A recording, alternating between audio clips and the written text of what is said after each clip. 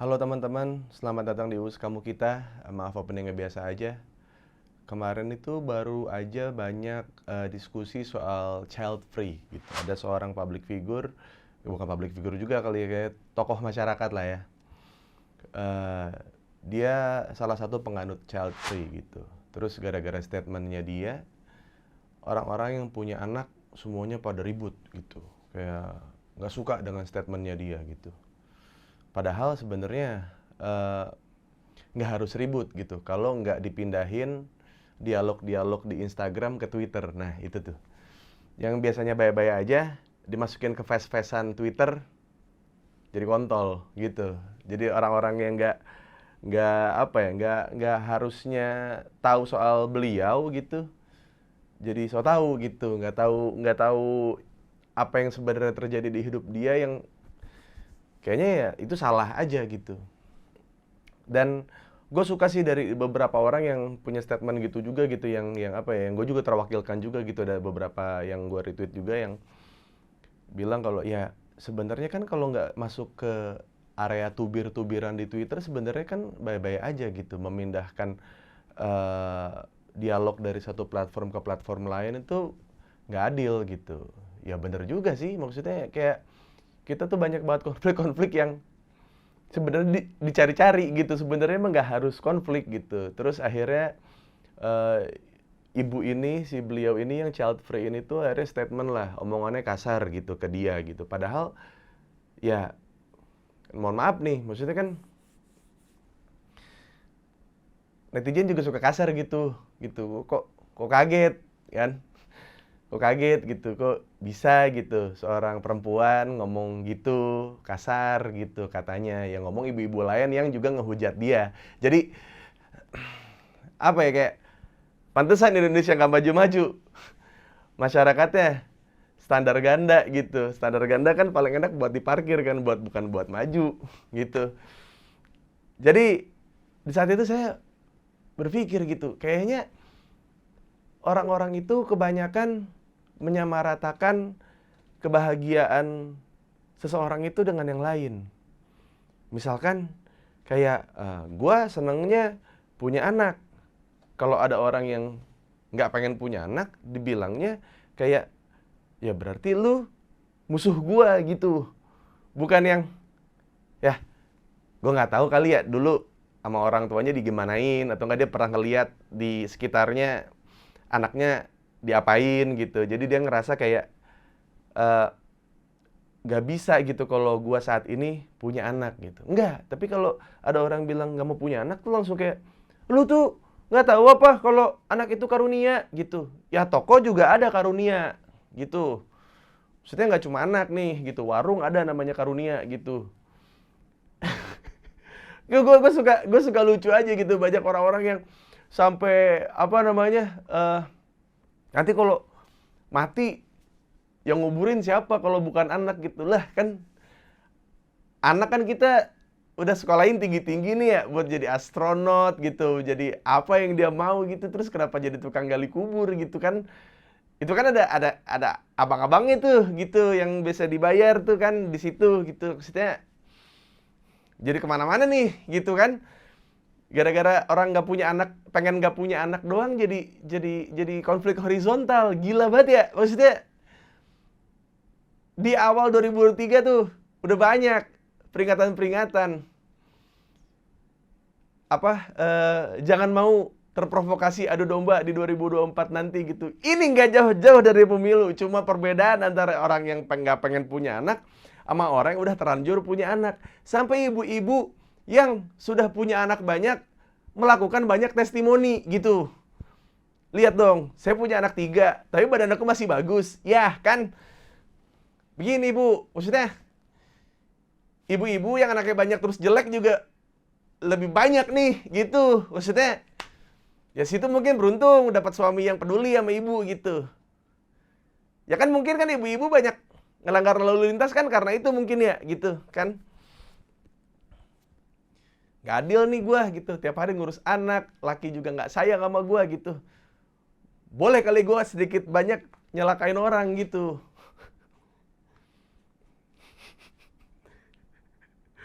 Dan ini yang mau saya jual hari ini, ibu-ibu semuanya, bapak-bapak sekalian semuanya, biar tidak ada yang namanya perbandingan lagi, ini lebih baik punya anak, lebih baik tidak punya anak gitu. Karena setahu saya, yang punya anak sedikit, yang tidak punya anak, yang anaknya banyak, kalau ada masalah ekonomi, harusnya saling bantu gitu. Kayak saya, anak cuma satu. Kalau ada anak yang tiga, lagi ada masalah finansial, ya mereka kan kalau minjamnya sama yang anaknya tiga lagi kan kayak, dia juga banyak kebutuhan. Pasti nyarinya yang anaknya lebih kurang daripada dia. Begitu. Terus juga, kalau misalkan bapak-bapak, ibu-ibu sekalian nih, yang ngerasa kalau, anak tuh kayaknya sangat-sangat penting gitu. Maksudnya itu sebuah tanda kalau kalian sudah menikah, silakan gitu. Tidak apa-apa juga. Karena yang saya pelajari adalah orang-orang itu kadang-kadang suka tidak sadar gitu kalau sebenarnya mereka suka menyamakan koper. Nah, bapak-bapak, ibu-ibu, selamat datang ke sini aja sob. Ya, karena di sini banyak sob-sobnya.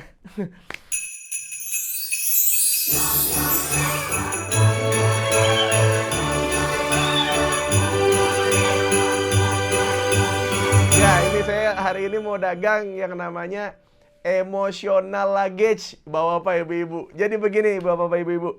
Kebanyakan kita tuh suka menyamakan koper, begitu.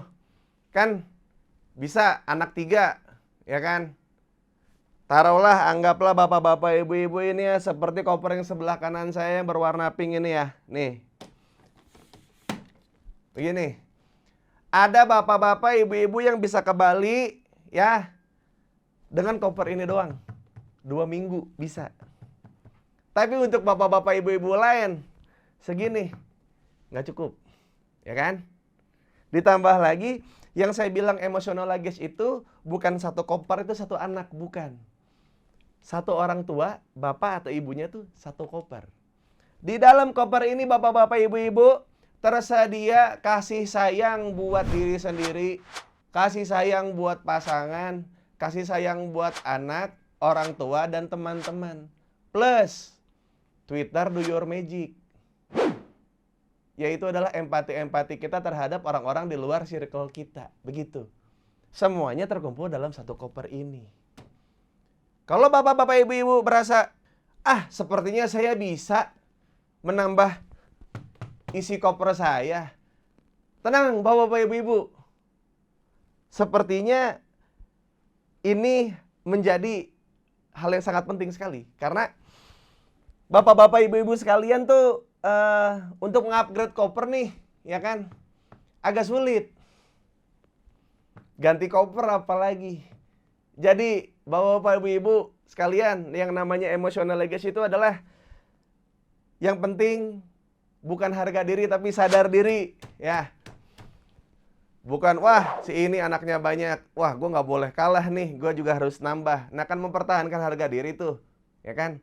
Wah si ini aja anak 3 bisa kaya. Sedangkan saya anak segini belum cukup, mungkin kalau nambah anak bisa lebih kaya kali. Ya betul bapak-bapak. Sadar diri. Yang terkadang terjadi dengan orang lain kita tidak tahu di belakangnya gitu. Ya kan? Apakah mungkin seorang bapak, dan dari yang saya lihat ya, berdasarkan dari rumah saya sendiri gitu. Kalau bapak-bapak gitu udah sampai di tahap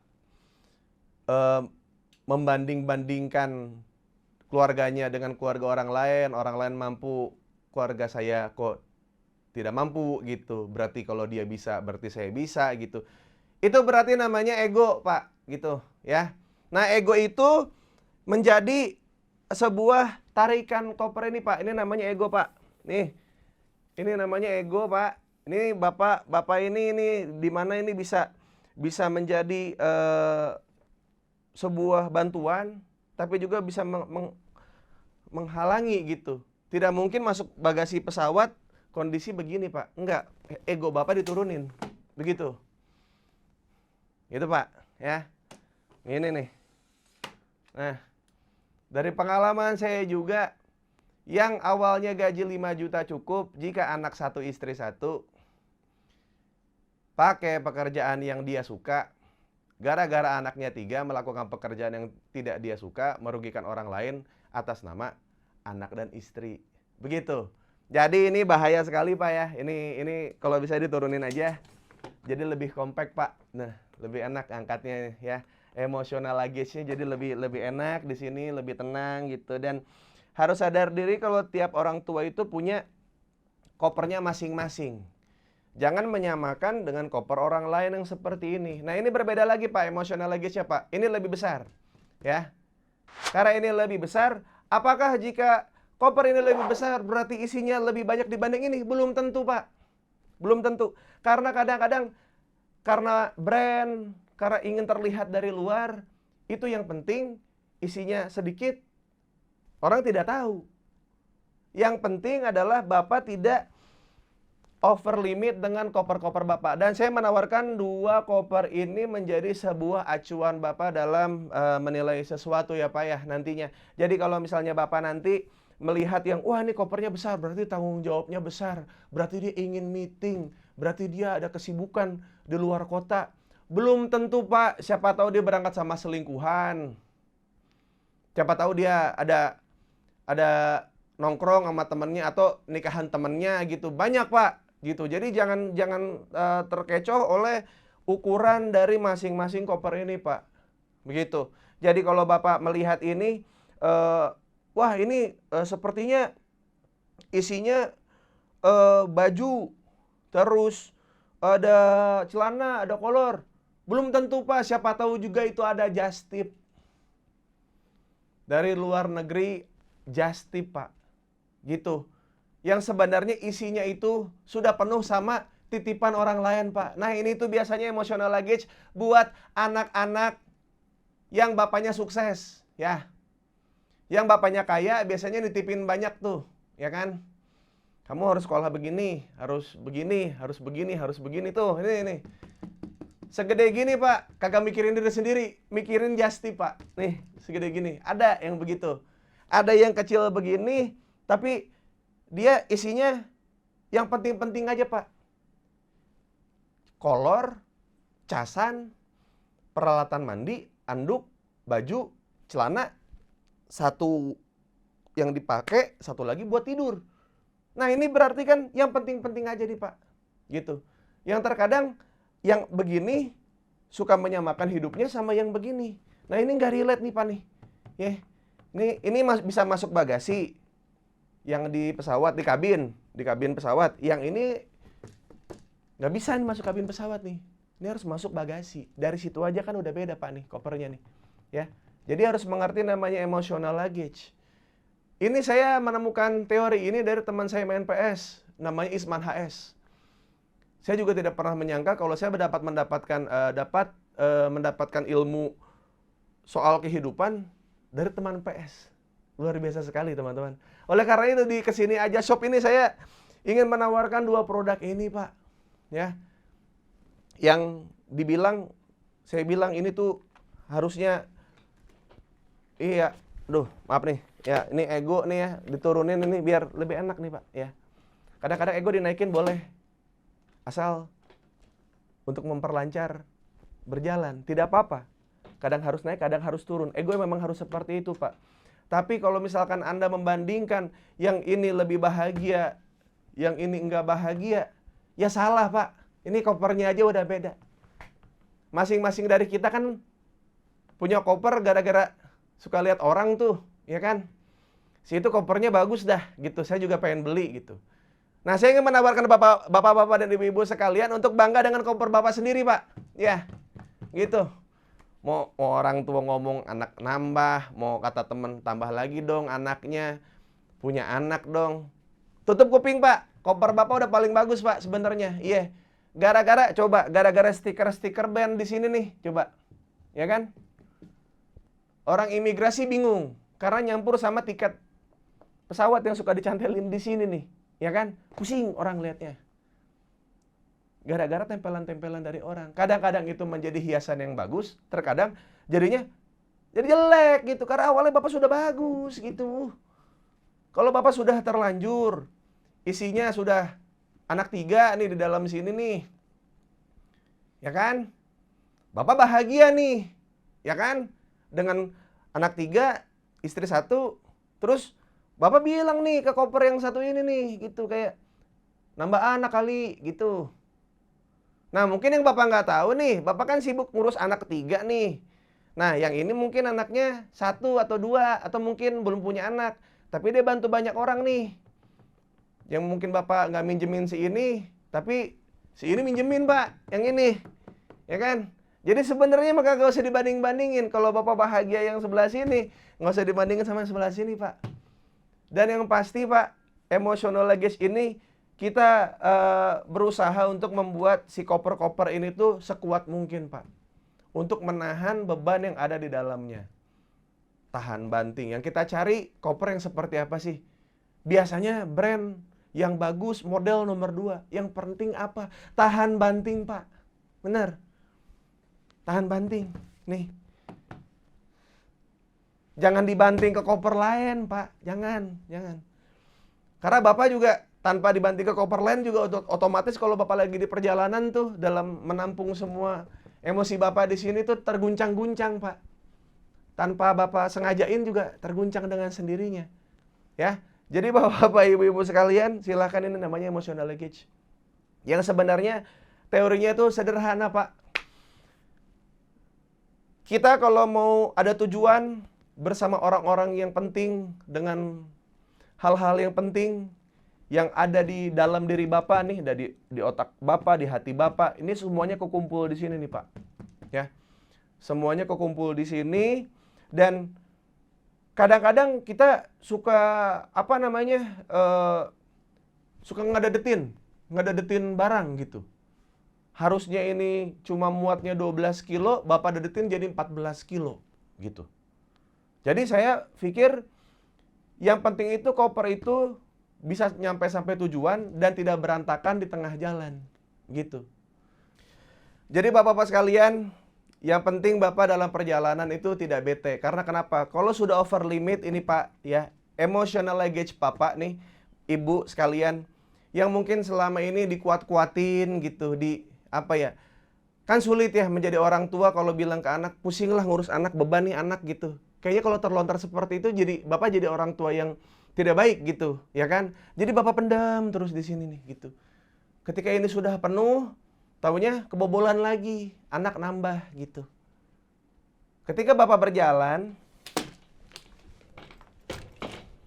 terlalu berat, ini bisa copot, Pak. Dan ketika ini kesenggol orang, tes jatuh, koper bisa pecah, Pak. Koper bisa pecah, yang di dalamnya berantakan, perjalanan Bapak terganggu, Bapak marah-marah sama orang, Bapak jadi banding-bandingin koper lain gitu. Itu kopernya sama, tapi kok itu diperlakukannya dengan baik? Mungkin bukan tidak diperlakukannya lebih baik gitu, tapi memang Bapak over limit nih gitu.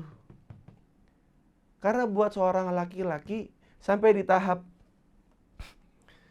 ini jebol nih ya, ini koper bisa ditinggal gitu aja.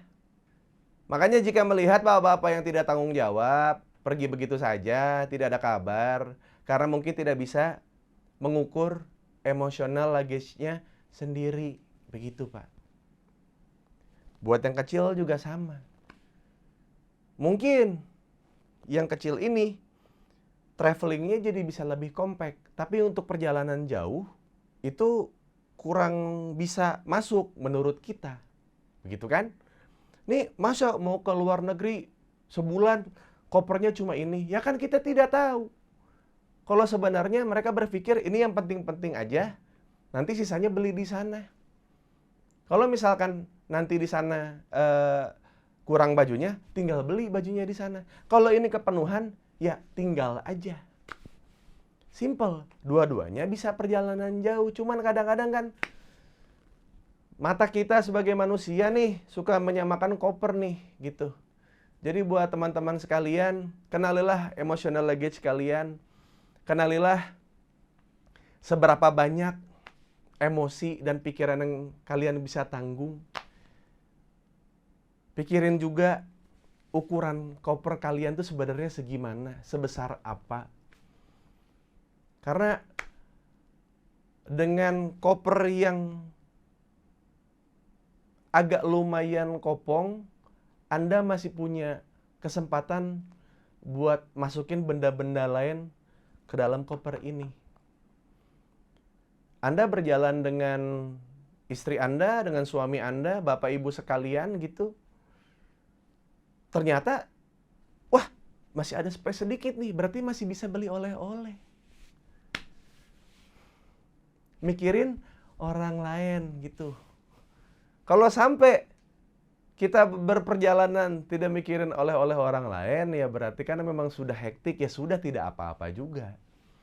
Cuman jangan jadi ngebandingin kalau si ini jadi nggak mikirin banyak orang gitu. Sebenarnya mah baik-baik aja gitu. Cuman ya kadang-kadang kan cuma pengen ribut gitu. Makanya saya menawarkan solusi nih gitu kan. Kalau di acara-acara shopping live begini kan suka ada yang menawarkan solusi kehidupan lah gitu. Jadi kayak biar nggak pada ribut gitu. Yang nggak punya anak ya nggak apa-apa, yang punya anak 1 nggak apa-apa, yang anaknya 3 juga silahkan gitu. Tapi satu hal yang pasti, kalian ini para koper akan bertemu di bagasi. Tanpa kalian sadari, tanpa kalian adu pun kalian akan bertemu. Akan ada masanya sepertinya anak 1 terlihat baik-baik saja gitu. Kayak jalan kemana-mana tuh kayaknya enak gitu. Sedangkan kalau yang anaknya 3, anaknya 5 tuh kayak bawa perlengkapan anak, bawa tas gede bapaknya, ibunya juga bawa gembolan gede gitu. Kayak repot banget gitu. Yang anaknya 1 selalu melihat kayak, ih repot banget ya kalau punya anak 3. Bawa gembolannya banyak-banyak gitu, berat-berat gitu. Ya kan? Sedangkan yang anaknya 3 tuh ngelihat yang anaknya 1 jalan-jalan pakai tas-tas kecil tuh kayak, aduh seneng ya. Punya anak 1 ternyata bisa sambil gaya di bandara. Masih bisa dress up gitu. Tapi belum tentu juga kalau yang anak 1 itu juga tidak ada masalah gitu. Jadi kadang-kadang yang seperti ini tuh yang gue bilang ketemu di bagasi terus saling tubrukan gitu. Tanpa ada dialog atau konflik di sosial media pun itu akan terjadi secara otomatis. Jadi buat sekarang bapak-bapak ibu-ibu sekalian silakan buat yang anaknya sedikit atau buat yang anaknya banyak nih ya. Untuk tidak terlalu menyerang lah gitu. Anda bangga dengan mendidik anak 3 dan berhasil, silahkan. Itu hak Anda. Anda yang keringetan, Anda yang kerja keras. Yang anaknya 1 juga mungkin ada banyak hal yang dipikirin dan trauma masa lalu yang tidak bisa dihadapi gitu. Tidak semua trauma harus dihadapi bapak-bapak ibu-ibu. Begitu. Seriusan ini. Jadi untuk beberapa hal mendingan langsung dihindari aja karena ada trauma yang lebih penting yang harus dihadapi gitu. Ada orang yang trauma bersaudara banyak gitu. Ya kan? Ada orang yang trauma ketinggian. Tapi suatu saat pekerjaan dia itu harus menemenin klien skydiving. Ya kan? Kalau nemenin bosnya melawan trauma dia jadi duit gitu. Nah kan kalau nambah anak kan keluar duit. Belum konfliknya, belum berantemnya, belum nanti dibanding-bandingin apa segala macam, gede nggak mau gitu. Jadi ya inilah Pak, koper-koper ini tinggal Bapak pilih Bapak yang mana, Bapak tinggal pesan saja ya kepada diri Bapak sendiri gitu. Saya pesan ya Mas Uus buat diri saya sendiri, saya bahagia kok dengan 3 anak gitu. Oke, di situ aja pokoknya. Pesan ke diri Bapak sendiri, langsung saja kontak langsung diri Bapak sendiri, ibu-ibu sendiri sekalian. Tidak usah membanding-bandingkan yang anaknya sedikit atau anaknya tidak punya anak atau anaknya banyak gitu atau anaknya 12 atau mungkin anaknya 20 gitu. Tapi kalau anak 20 sih kayaknya jadi bahan omongan, benar itu.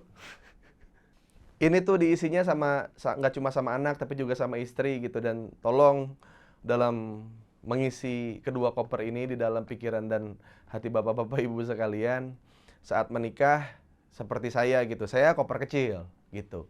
Karena koper saya kecil ini saya masih pengen bertualang ke tempat-tempat yang sekiranya masih agak lumayan terjal, yang bisa agak naik ke lembah gitu, yang dengan koper ini masih bisa. Kalau pakai ini repot gitu. Karena saya petualangan saya yang saya cari ke situ gitu, dan saya masih merasa istri saya masih pengen kuliah, istri saya pengen les ini itu buat menambah wawasannya gitu. Jadi menurut saya ini yang paling compact ya. Dan ketika saya fokus dengan keluarga saya yang seperti ini, ada saja dari pihak yang seperti ini, emotional luggage koper yang seperti ini yang bilang, udahlah kamu mampu kok punya anak lagi gitu, ke sini gitu. Ditanya buat apa? Ya nggak apa-apa, biar rame aja di rumah, lucu tahu kecil-kecil. Benar, lucunya memang semuanya lucu. Tapi lebih lucu lagi ketika nanti dewasa, kita hanya sayang sama dia, tapi dia nongkrong sama teman-temannya di warung babe atau nggak di warung mami, ya gitu. Jadi kayak buat apa kita cinta sama anak kita kalau kita diomongin jelek di warung gitu. Jadi saya berfokus untuk kalau saya pengen diomongin jelek, saya pengennya satu aja, anak saya ngomongin saya jelek. Udah, itu aja. Saya tidak ingin ada konflik di antara anak-anak saya. Enggak, ayah baik kok. Enggak, ayah tuh brengsek. Enggak. Gue nggak mau. Gue pilih yang ini. Jadi sebenarnya yang ini tuh biasanya yang child free, yang anaknya sedikit, jarang sekali nyolek-nyolek yang ini. Nih, yang koper gede. Tapi yang koper gede selalu nyolek-nyolek yang sini gitu. Nggak tahu kenapa. Selalu nyolek yang gini, ayo dong nambah dong. Ini lagi dong, ditambah lagi dong isinya, isi lagi dong. Hah, itu kan bahasa ibu-ibu kan, isi lagi dong gitu. Lagi ngisi, inilah makanya. Setiap manusia, bapak dan ibu-ibu itu semuanya tuh bentuknya koper gitu. Dan saya berharap koper yang bapak ibu pesan, koper yang ibu pilih, tidak bapak ibu sesali, dan bapak ibu harus berdamai dengan kondisi koper bapak ibu sendiri gitu. Jika ingin menyesal, menyesal saja. Jika ingin kesal, kesal saja. Tapi jangan dilampiaskan ke orang lain. Begitu ya. Oke. Jadi buat hari ini, semoga hari ini dagangan saya laku ya. Yang dagangan saya hari ini emotional luggage. Jadi buat teman-teman sekalian yang merasa kalau tertarik dengan emotional luggage yang saya jual hari ini, silahkan pesan ke diri Anda masing-masing. Terima kasih. Kita akan kembali lagi di kesini aja shop yang berikutnya.